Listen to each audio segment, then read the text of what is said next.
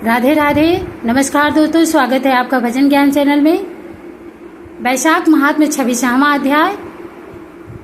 इसके पहले और भी मेरे अध्याय चैनल पर पढ़े, अवश्य सुनिएगा।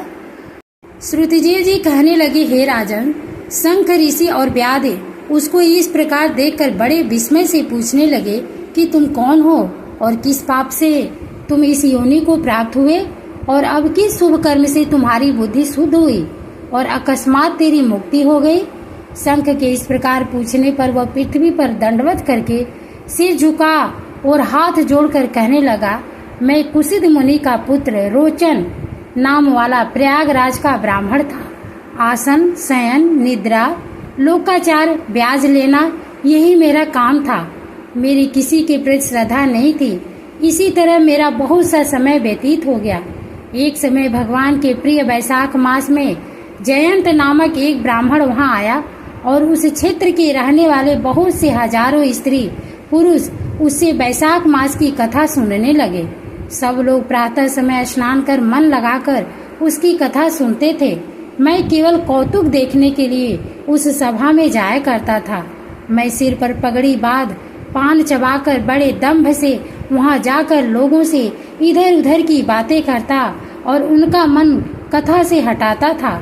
उसी दोष के कारण मेरी बुद्धि नष्ट हो गई, अवस्था क्षीण हो गई और सन्निपात मेरे प्राण निकल गए।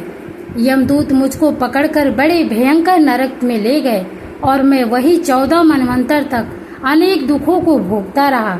उसके पश्चात 84 लाख योनि भोगकर इस रूप से इस वृक्ष के कोटर में बैठा हूँ।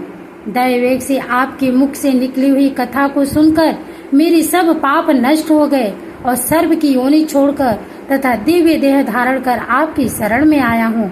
मैं नहीं जानता कि आप मेरे कौन से जन्म के बंधु हैं। मैंने तो कभी किसी पर कोई उपकार नहीं किया, फिर सज्जनों का संग कैसे हुआ? आप मुझ पर कृपा करिए।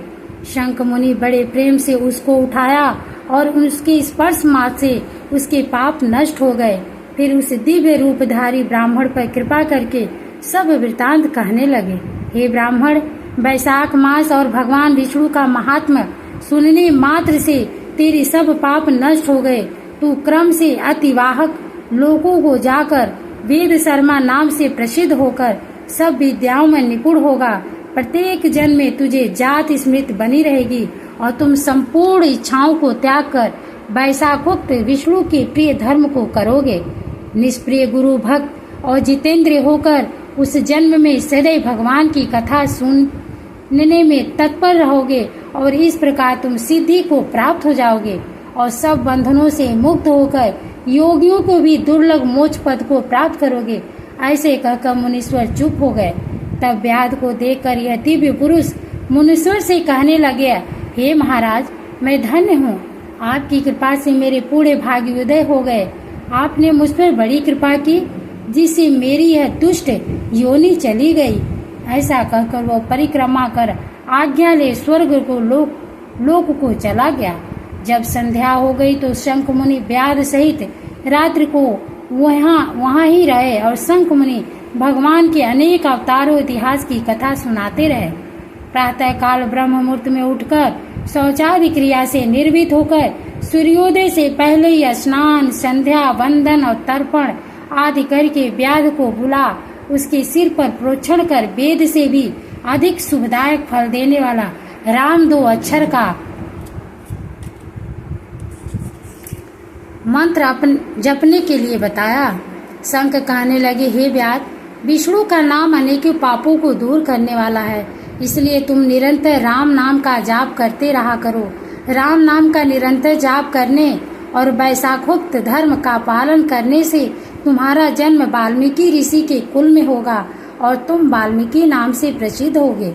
इस प्रकार यह सब बातें व्याध को बता के शंख मुनि दक्षिण दिशा को चले गए और व्याध कुछ देर उनके पीछे जाकर हाय हाय करके वियोग में रोने लगा। जब तक नेत्रों से ओझल न हुए उन्हीं की तरफ देखता रहा। फिर उठकर मन को स्वच्छ कर उस मार्ग पर प्याऊ लगाकर वैशाखों धर्म का पालन करने लगा। इस प्रकार जन्म बिताकर वाल्मीकि ऋषि के घर में जन्म लिया। उसी सरोवर के किनारे त्रिगुण नाम के ऋषि दुस्तर तप करते थे। उनके शरीर पर बहुत दिन तक समाधि लगाने से दीमक की बाबी बन गई थी। इसी कारण उनको वाल्मीकि ऋषि कहने लगे। तप के अंत में स्त्रियों के गाते के शब्द सुनकर उनका मन चलमान हो गया और एक भील जाति की स्त्री से उनके वाल्मीकि नाम का पुत्र उत्पन्न हुआ। यह वाल्मीकि बड़े ही तपस्वी और यशस्वी हुए, जिन्होंने मनोहर छंदों में संसार के श्रम बंधनों को काटने वाली राम कथा कही। श्रुतिदेव जी कहने लगे, वैशाख, थोड़े से धर्म अर्थात जूते दान करने से ही व्याध को कितना दुर्लभ ऋषित्व प्राप्त हुआ। जो कोई इस पापनाशक कथा को सुनेगा उसका फिर इस जन्म में संसार में जन्म नहीं लेगा। राधे राधे, धन्यवाद। अगला वीडियो अगले अध्याय में